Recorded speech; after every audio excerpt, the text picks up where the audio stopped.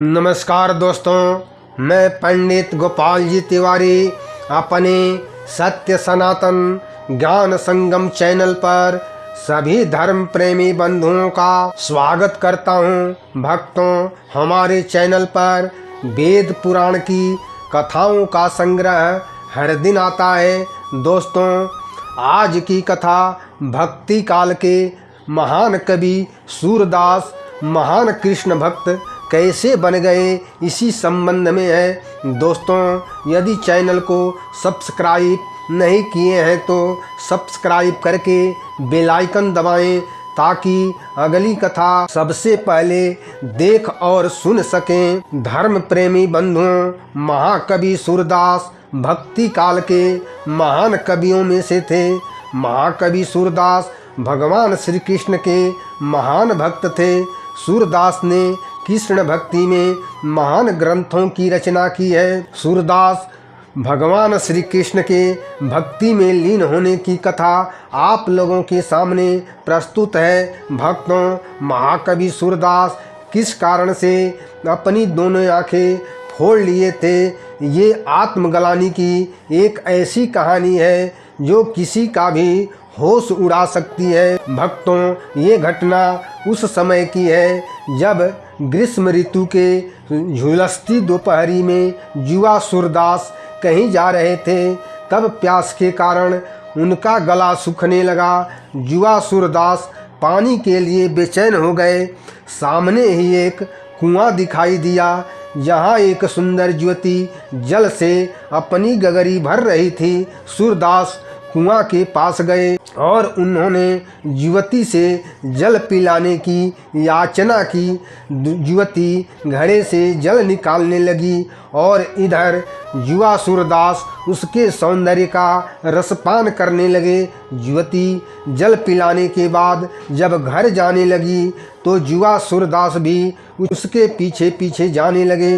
बात ये थी कि सूरदास की जल की तृष्णा तो शांत हो गई थी, किंतु उस युवती के सुंदरता की तृष्णा को सूरदास अपनी आँखों में कैद कर लेना चाहते थे। वह युवती अपने घर के अंदर चली गई, किंतु सूरदास उसके द्वार के सामने चुपचाप खड़े रहे। अचानक उस युवती की उनके ऊपर दृष्टि पड़ी तो वह द्वार पर आई और सूरदास से पूछा और पानी चाहिए। उस भोली भाली युवती को क्या पता था कि ये पानी के नहीं, उसके सौंदर्य रस के प्यासे थे। वह उत्तर की प्रतीक्षा किए बिना ही जल लेकर आई। युवती के भोलेपन से और अतिथि सत्कार की भावना ने उनकी आंखें खोल दी। सूरदास मन ही मन स्वयं को धिक्कारने लगे।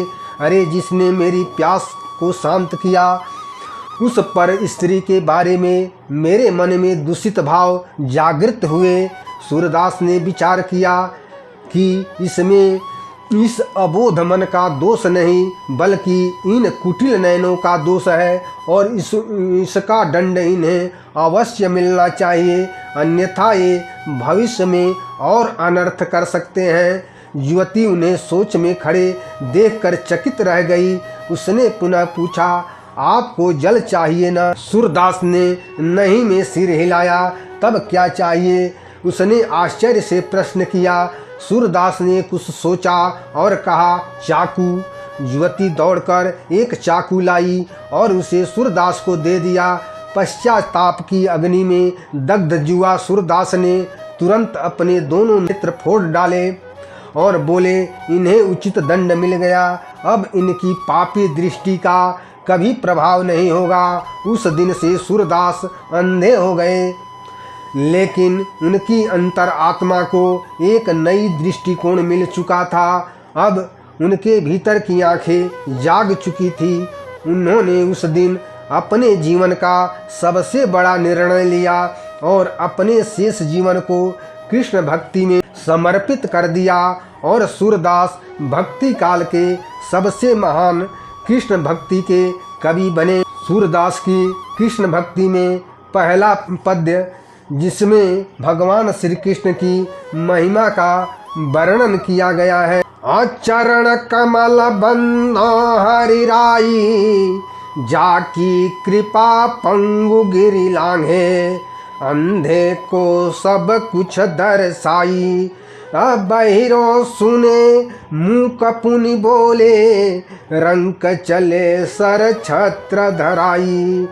सूरदास करुणामय बार बार बंदों ते ही पाई।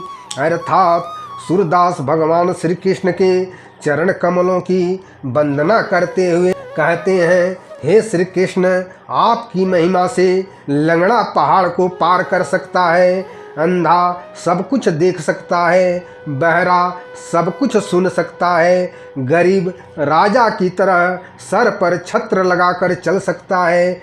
ऐसी करुणामय भगवान श्री कृष्ण के चरण कमलों में बार बार सूरदास का प्रणाम स्वीकार करें। जय श्री कृष्ण। तो आपको भक्त सूरदास के जीवन में घटी घटनाओं की कथा अच्छी लगे तो वीडियो को लाइक एवं शेयर करें। जय श्री कृष्ण।